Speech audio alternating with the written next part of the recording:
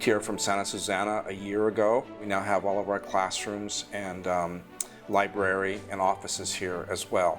We provide religious education for children and adults, baptisms, confirmation, First Communion, weddings. We do a lot of weddings from outside. People come here from the United States to be married.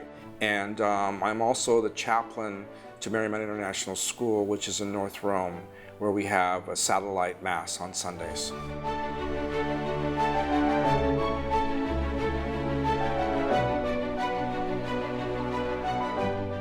I also offer spiritual walking tours to different churches in Rome. Father Greg has these fantastic tours that he does of various churches in Rome, and it's wonderful because when I lived here, we used to have a whole group of friends that would go on his tours, and we'd make an entire day of it. Being in Rome, it's being, it's Europe. I mean, it's another world, and it's far from home. It's 6 hours earlier than New York City. So watching football games and all of that sort of thing are strange and hard, minor details of life.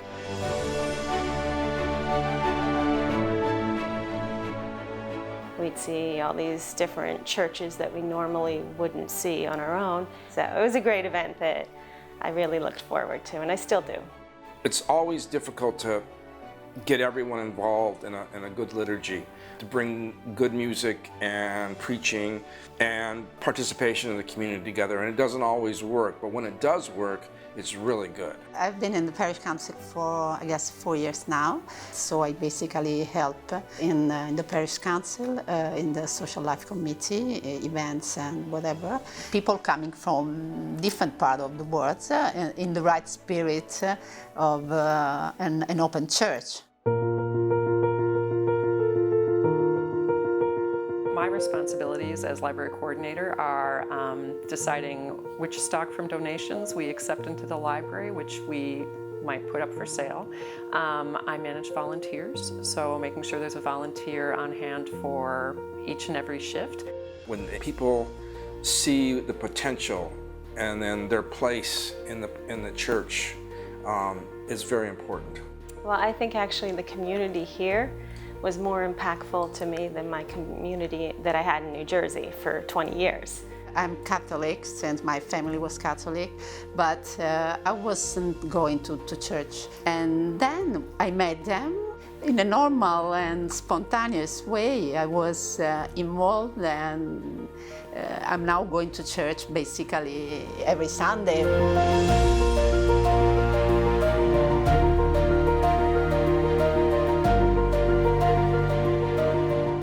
What I would like to see during my time here is awareness being built at what a treasure this is. When I'm trying to learn my Italian and to practice it out in the streets or in the stores and they realize I'm struggling, Italians are so friendly and so nice, they speak English. So it's hard. A lot of our people don't speak Italian, so they want to help out in some of the charities, but they need to be speaking Italian to do that. So we have this fundraising gala in December, St. Nicholas Charity Serata. The Serata is a big party that Father Greg organizes, and he donates all the revenue to 6 different charities in Rome.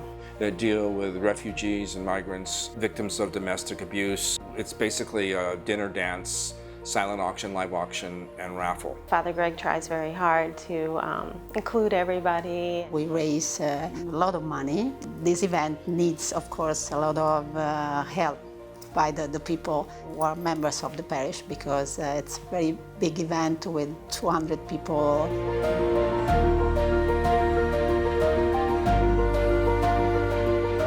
The people who are members of our community were recognized as people who are concerned with people at the edge and outside, etc.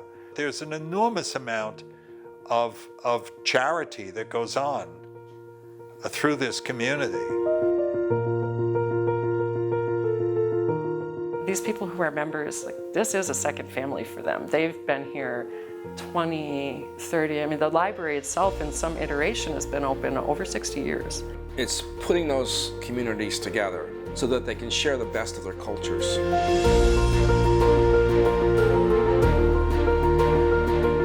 library's function as a part of all that really is community building. So I see the Paulist Fathers in that sense as creating this whole community of English speakers from I don't even know how many different countries. Belonging to this church really opened up to me new horizons. People know each other, the fact that there is the hospitality after the Mass, so you have the chance to stay there 10 minutes, have a chat with someone. I feel like I've been accepted into a second family. It's lovely, and I'm not sure I would have met any of these people outside the library.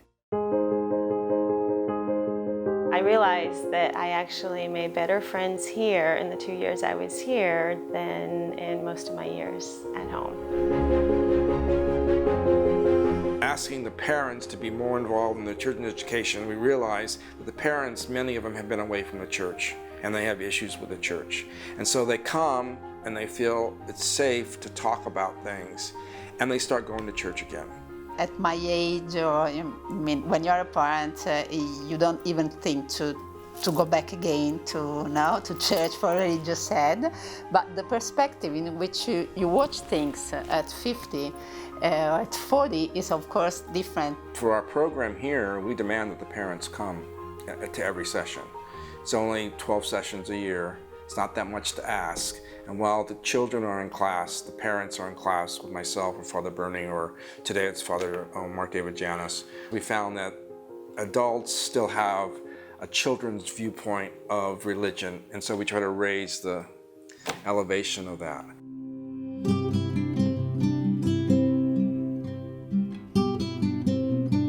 We relate very well to the mission of the Paulist Fathers here, even though this is not the United States. There's a large amount of people here who are from the United States, North America, but a lot of the people are from Italy or different parts of Europe, different parts of the world.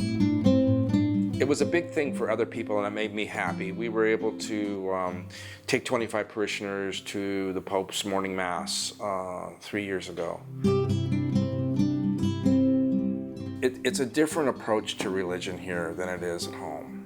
You sort of have to evangelize not just people who have no faith or no religion or no background. You're also evangelizing people who are Catholic. One of the things that we do, I think, really well is reconciliation. There's a lot of people, because of what their situation is, they feel they can't go to communion. And so we try to offer them ways throughout the year to come and talk personally about how they might be able to feel more comfortable going to communion. We're also part of what's called Churches Together in Rome. We do a big, of course, Week of Prayer for Christian Unity in January, but we also do a big fundraiser, Rice Bowl Project, for some community like Syria.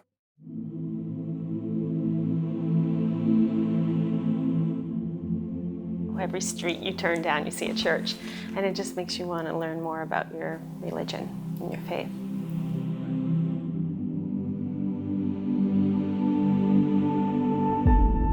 I spend more time thinking about it here than I do when I'm home.